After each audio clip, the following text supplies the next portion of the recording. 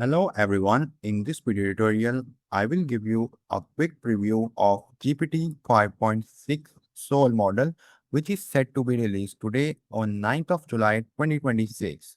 Currently, GPT 5.6 Soul model is in the preview phase and only a few people or a group of people or few organizations have a limited access of it through API and Codex platform.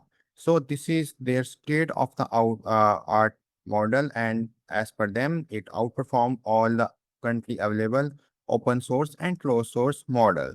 So GPT 5.6 Soul is our strongest model yet. To give a preview of the model performance, we have shared a set of evaluation highlighting improved agentic capabilities in coding, biology, and cybersecurity. So GPT 5.6 Soul is being claimed as the strongest model by OpenAI, and they have said that it comes with a strong and improved agentic capabilities in coding, biology, and cybersecurity. And in GPT 5.6 Soul, they are introducing a new max reasoning effort so that they can give Soul the most time to reason deeply. Additionally, they are introducing a new ultra mode in GPT 5.6 that goes beyond the capabilities of single agent by leveraging sub-agents to accelerate complex work. So in GPT 5.6, they are coming up with sub-agents so that if whenever you have a complex task, so not uh, only one agent will not be going to handle that. It will be divided into small tasks, and each sub-agent will be assigned to that specific task. So here we have the benchmark. So you can see that GPT 5.6 Soul Ultra model outperforms Cloud Fable 5, Gemini 3.1 Pro Preview model as well. And here you can see that we have the graph with respect to the output tokens as well. So it's going to be released today, and let's look at the pricing of it.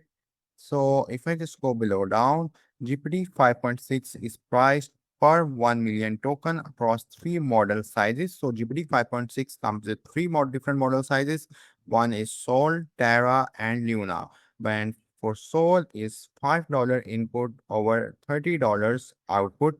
Terra is at $2.50 input with $15 output, and Luna is $1 input and $6 output. So in GPT 5.6 series, Luna is the most cheapest model. Okay.